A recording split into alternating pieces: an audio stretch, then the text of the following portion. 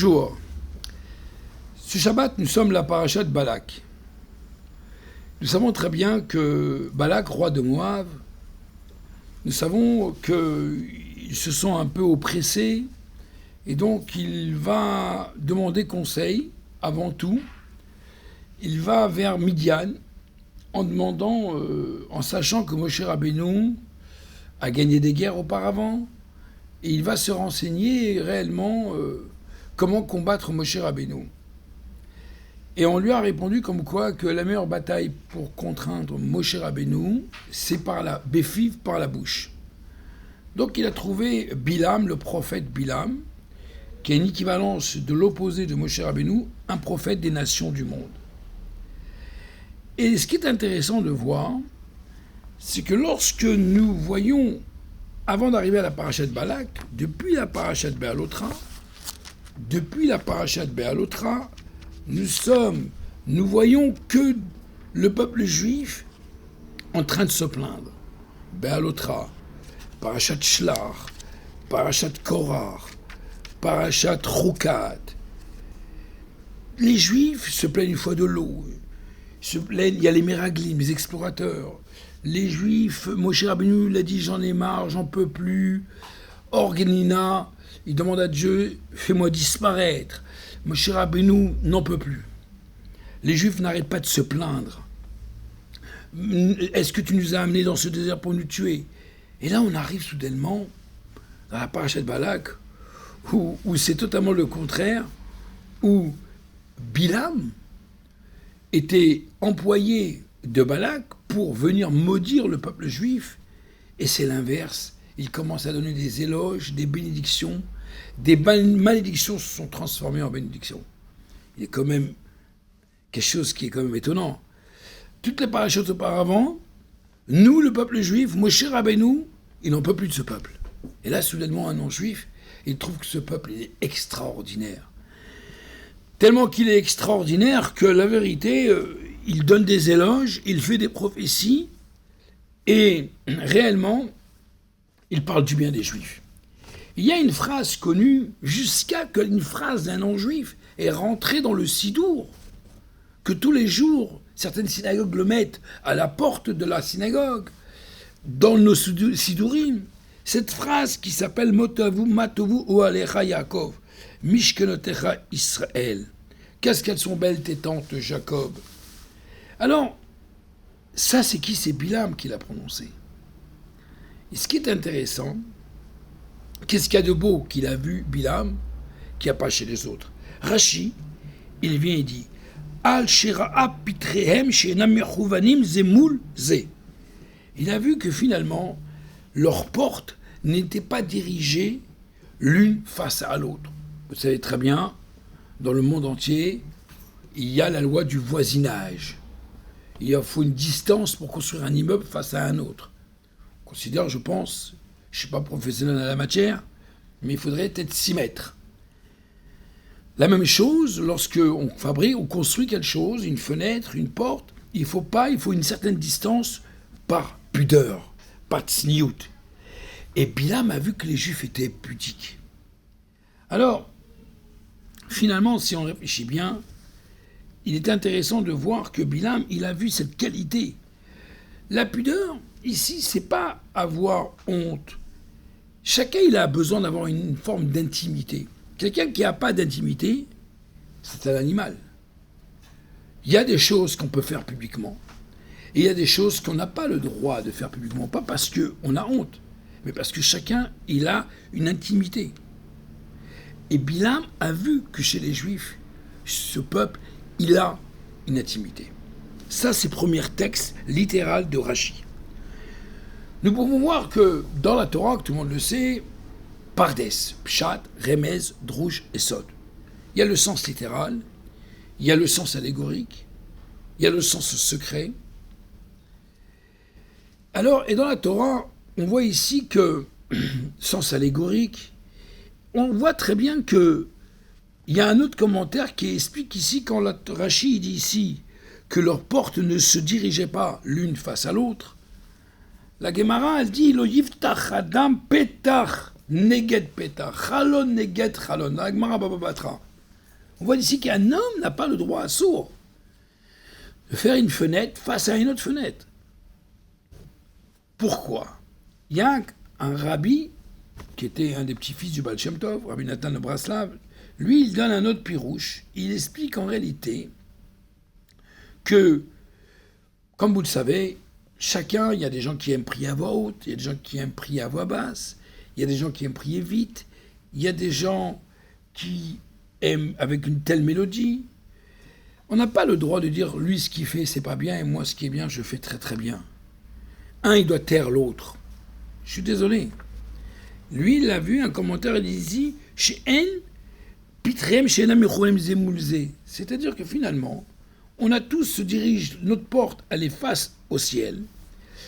Et ma parole, ma prière, ma manière de prier ne doit pas être obligatoirement la même que celle de mon voisin. Celle de celui qui est en face de moi. Bien sûr, je ne dois pas le déranger, ça va de soi. Comme dans le Shulchan Aruch. Mais, encore une fois, ce n'est pas parce que je ne suis pas d'accord avec toi que je suis en dispute avec toi. Une femme dans le couple, si elle doit être obligatoirement d'accord avec le mari, eh bien non. Mais non. La logique veut que Ezer Kenegdo. Il y a une femme qui nous aide, Ezer Kenegdo. J'ai quelqu'un en face de moi, parfois même quelqu'un qui est contre moi, mais encore une fois, on n'est pas obligé d'être d'accord, mais avec le respect. C'est-à-dire que chacun doit savoir où est sa place. Chacun, il a une neshama. Chacun, il a une mission. Un homme et une femme, si c'est pas justement le sens du mariage, comme la Gemara a dit, une femme et un homme, c'est totalement deux mentalités différentes. Et pourtant, Dieu nous demande de nous marier. C'est d'associer les différences et de se respecter. Si tout le monde pensait de la même manière, il n'y a pas de ridouche, il n'y a pas de nouveauté. Y a-t-il quelqu'un sur cette terre où il ressemble à l'autre? Non.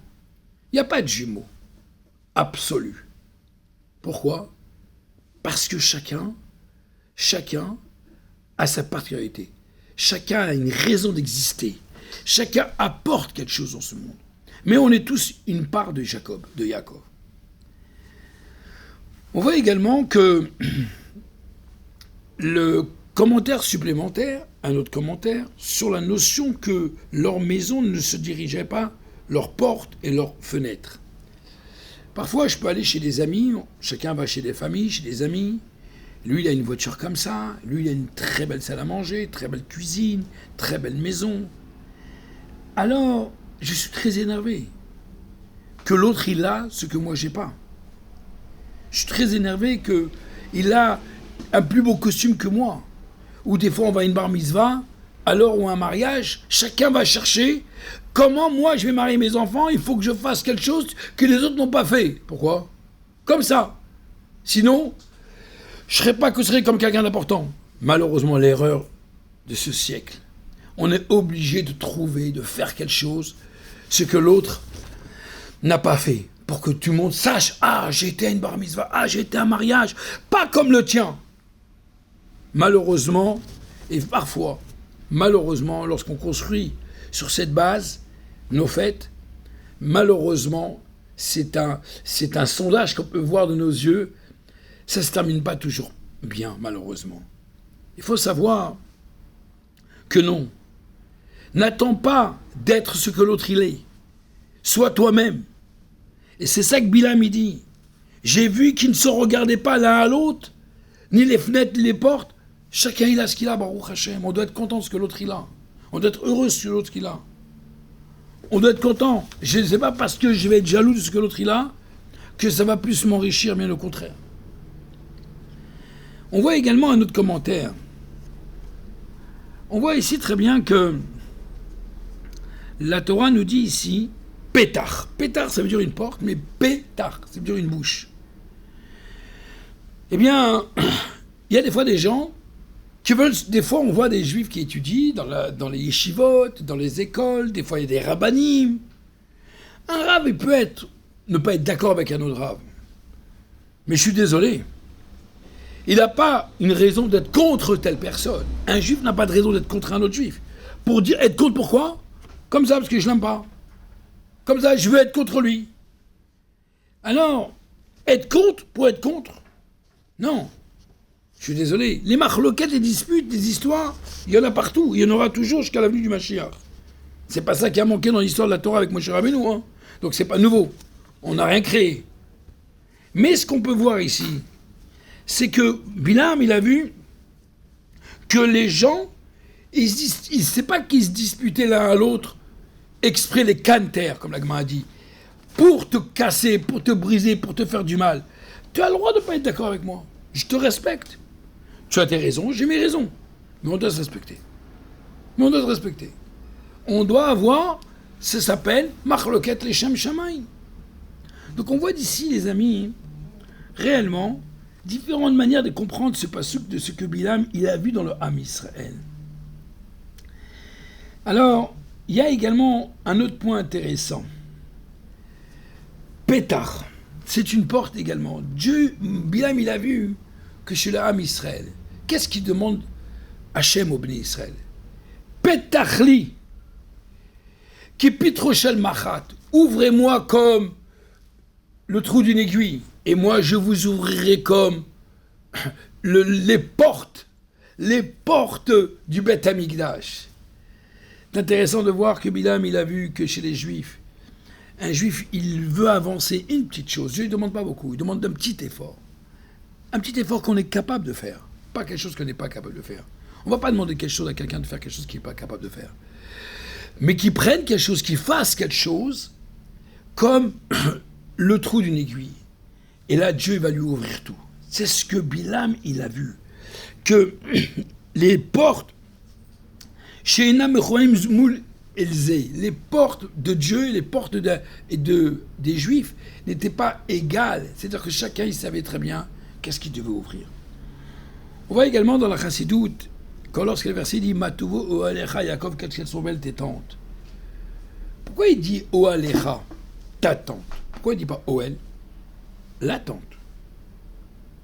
Mishkan, Mishkanotecha, ton domaine.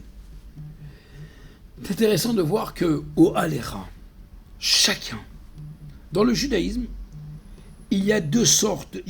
Chacun, il a sa propre personnalité. Oalecha, ta tente, ton domaine, Mishkanotecha, ta résidence. Il y a deux sortes de juifs. Vous avez les juifs de Yaakov et d'Israël. Dans le verset, c'est marqué Matuvu Oalecha Yaakov Mishkanotecha, Israël. Yaakov et Israël, c'est deux styles de juifs. On sait très bien que Yaakov, c'est le juif. Yaakov, c'est Yado Ochez Ba'ekev Shel Esav. La main de Yaakov a tenu le talon de Esav. Yaakov, c'est le juif de la semaine. Israël, c'est l'Irosh. Tu es ma tête, l'Irosh. Israël, c'est Shabbat.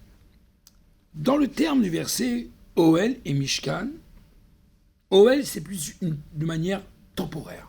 Oel, c'est une tente. On sait que lorsqu'on plante une tente, on met une tente, c'est temporaire. Mishkan, c'est un peu plus. C'est quelque chose, Mishkan vient du mot Shrina. D'accord? C'est quelque chose qui est un peu plus solide. Et la Torah nous apprend ici qu'en vérité, quelle est la différence entre Oel et Mishkan? Bilam, il a vu comme ça. Bilam, il a vu que chez les Juifs, Matovo Oalecha Yaakov, il a commencé Oalecha.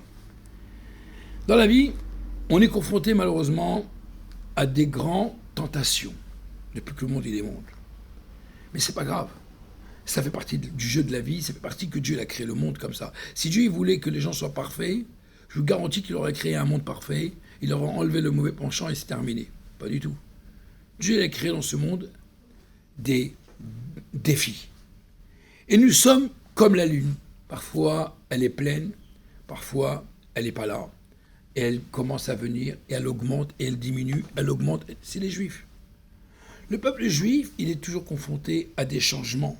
Parfois, dans notre vie, nous, tous les jours, on a des doutes. Hier, c'est pas comme aujourd'hui. Aujourd'hui, peut-être c'est vrai comme demain. Un Juif, il construit l'Oel. Oel, ça veut dire qu'en vérité, c'est le Juif, par exemple. Il est au travail toute la journée. Il est occupé par ses affaires. Et à un moment, il voit le soleil se coucher. Il dit « Aïe, Mincha !» C'est un combat. Alors c'est vrai, Israël, c'est le tzaddik. Il est à la yeshiva. Il est dans un lieu protégé. Il n'y a pas besoin de le rappeler Mincha. Il ne va pas oublier Mincha, il ne va pas oublier telle ou telle chose. Oel, Matuvor Yaakov, Bilam, il voit chez les Juifs, malgré toutes les différences dans l'année, les changements de spiritualité dans la vie de chacun de nous. Mais il dit quand même, qu'est-ce qu'elles sont belles. Pourquoi? Parce qu'on continue à avancer. Parce que chaque Juif, il a une âme divine. Et en réalité, on a en nous ce fameux combat. C'est ce que Dieu, il aime. Dieu, il aime cette personne qui travaille et qu'en plein milieu du travail, il s'arrête, il va faire Mincha. Dieu, il aime ce Juif qui est débordé par son travail et qui sait qu'il doit savoir s'arrêter et savoir qu'est-ce qui est primordial et secondaire. Il doit aller étudier la Torah. Akadosh Baruch Hu, il aime quand quelqu'un, il y a un Juif, il travaille, il gagne ses moyens, il a des moyens, et il comprend que ce que Dieu lui a donné n'est pas uniquement pour le mettre à la banque, mais c'est bien sûr de faire vivre sa femme, ses enfants, et de le faire partager. Eh bien, Kadosh Baruch Hu, c'est tout ce dilemme que nous avons dans notre propre vie de tous les jours, et ce défi. Alors, c'est ça que Bilam il a vu dans le peuple juif. Le peuple juif, c'est un peu, le OL, c'est un peu comme des fois, vous savez, des fois vous prenez l'avion, et on a oublié de préparer un sandwich, et on n'aime pas, alors, comme on dit toujours, quand on n'a pas ce qu'on aime, on aime ce qu'on a. On est dans l'avion, des fois on n'aime pas le plat qu'on nous donne, mais quand j'ai rien à manger cachère, eh bien, je prends un plat cachère de l'avion, c'est pas top, mais je me dis, ah, ça devient bon. Pourquoi? Parce que c'est là qu'on apprécie les choses. Je me roule la même chose. Quand il voit qu'un homme, il est dans le monde, et il sort, il se lève le matin, il va prier, il va mettre des tefilines, il va faire une mitzvah, il va aller étudier. Et ça, Dieu, pour lui dire, waouh, quelqu'un qui est plongé dans le monde et qui sort, c'est Bilam qui a vu ça chez les Juifs. Il a vu les Juifs dans leur histoire. Grâce à ça, les amis, on peut comprendre comment nous, on est tellement dedans qu'on ne voit pas nos qualités. Mais il faut que ce soit un étranger, en l'occurrence un non-juif, que lui voit que ce peuple juif est un peuple exceptionnel.